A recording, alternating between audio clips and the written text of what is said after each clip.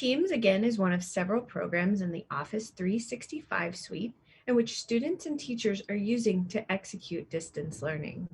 Here to present on this topic is Jessica Stepaniak, Program Facilitator for the 21st Century Learning Division. Welcome, Jess.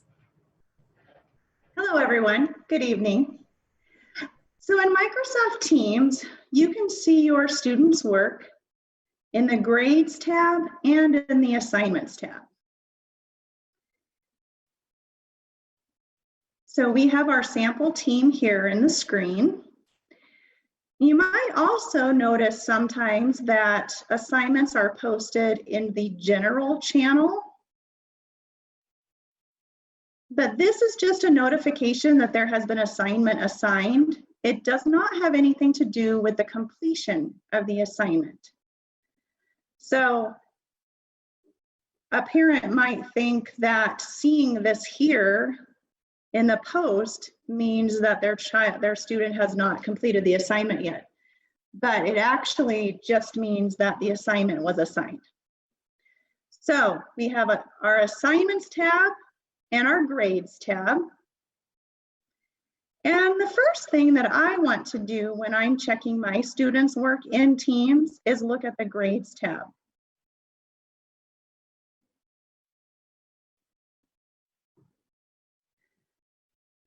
This allows me to see all of their assignments and what grades they have received for those assignments.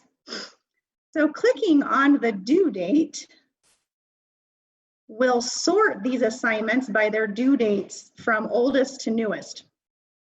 And then if we click on the due date again, it will sort those assignments from newest to oldest. In our example here, then, on the right-hand side of our screen, we see the point values associated with those assignments. You can see which assignments have been graded by the teacher. When assignments show a no value out of 25 or a point value, that means that the teacher has not graded it yet. Assignments that show no points simply mean that the teacher created an assignment but did not assign a point value for those assignments. So that doesn't mean that your child didn't receive points for that assignment. The teacher simply didn't assign points for it. So what I look for are either assignments that have been completed with no score or with a 0 out of so many, or with a very low score. If the assignment was worth 25 points and they only got 5 points, those are the assignments that I want to ask my child about and take a look at. We all know that some students might rush through their assignments, not do their best work, or they might get distracted. That happens a lot. Kids also don't ever want to disappoint their families. So sometimes they will hit the submit button before they're really done, and they might have things missing. So it is not uncommon for students to even turn in blank or only half completed assignments. Most teachers will allow students to redo assignments with very low scores. For instance, an assignment may be returned to the student with a score of 0 because some part of the assignment is missing. You would then see the feedback for that assignment, and it might say, you didn't answer question 2, or something like that. The student could then open that assignment back up, add whatever was missing, and then turn it in again. The Grades tab only shows the big picture of the grades, however, for each class. So in order to view that particular assignment, to redo it, or to review the feedback given by the teacher, we have to look at the Assignments tab and look at those assignments one by one. So in our grades, when we looked here and we noticed the assignment where I got a 0 out of 10, that assignment is called adding with all regrouping. So then I will go to my assignments tab to look for that assignment. Now looking at the assignments tab, there is an assigned section and a completed section. Assignments that have not been completed yet are under the assigned section. One thing that some students have been confused about is there are often more assignments in this section than actually show up on the screen. In our class team here, this load previous wording tells us that there are more assignments that may have been assigned than what we can see. So if we click on these words, quite a few more assignments show up. My own daughter found a few assignments over break that she had not realized were not completed by doing this exact thing. And she had never looked here before any of those assignments because she just assumed that all of her assignments would show on the screen that had been assigned. So in our class team here, you can also see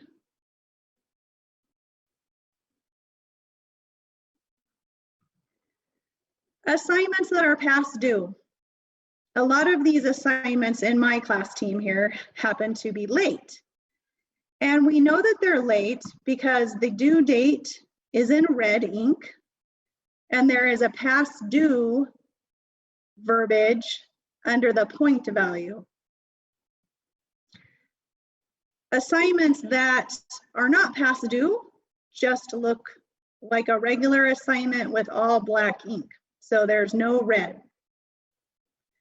So red is like it's like a stop sign. So it makes you know that there's something that you need to look at. So when I notice that there's a lot of these past due assignments, this is when I would be asking my student to review each of those late assignments and complete them even though they are past due. We have a rule in our house, even if an assignment is past due, and even if the teacher may not accept late assignments, you are still required to complete those assignments because it is all about the learning going on. Teachers assign things to students so that they are learning from those assignments. So even if they are not going to get credit for it, they still need to learn the material. And that's how we grow as students. So under the completed section, we will see all of our assignments that have been completed. And the check mark means that they have been completed and returned. And once again, we have a load previous wording here that we can click on and see any others that might show up.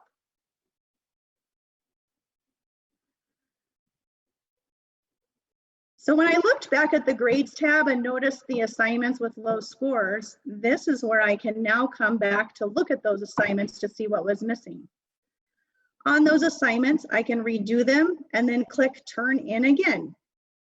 So for instance, in my assignment here that shows I got a 0 in the grades tab, that was the adding with all regrouping assignment.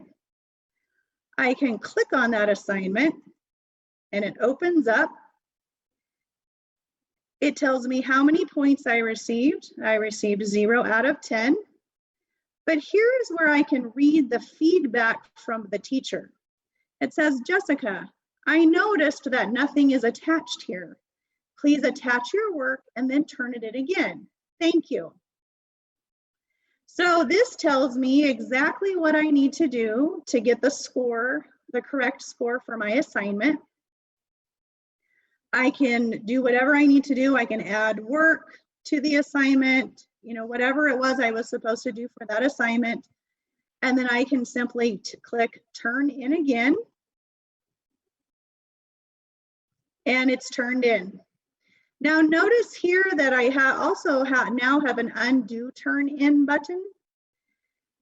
If the teacher has not reviewed the assignment yet and graded it, this undo turn in button will be here. So, you know, if you are looking with your student at their work that they're working on, even if they've turned it in, you could sit down with them and have them show you their work, show you what they've done, and you could, you know, have kind of those conversations. Do you think this was your best work? Are there some things that you might want to change to make better? If that's the case and your student wants to make some changes to that assignment, they could click undo turn in. They could make those changes, and then they could click turn in again. So it's very helpful to always be checking these two places in Teams for each of your students' classes to help them stay on track with their assignments. Now, one thing that Teams just added as new within this last 2 weeks is over on the left, on the Me space, under assignments now, will show the student all of their assignments for all of their classes. Before, you had to select each class individually when you clicked on the assignments button, but now it shows you all of the assignments and when they're due. So that is a really helpful feature for students to help them stay on track. Now remember that ultimately Infinite Campus is still going to be the best place to keep track of your students' work and their overall grades, because not all assignments are assigned through Teams. So again, hope that this has been helpful for you. And if you have questions, please reach out to your student's teacher or the school for assistance. Thank you.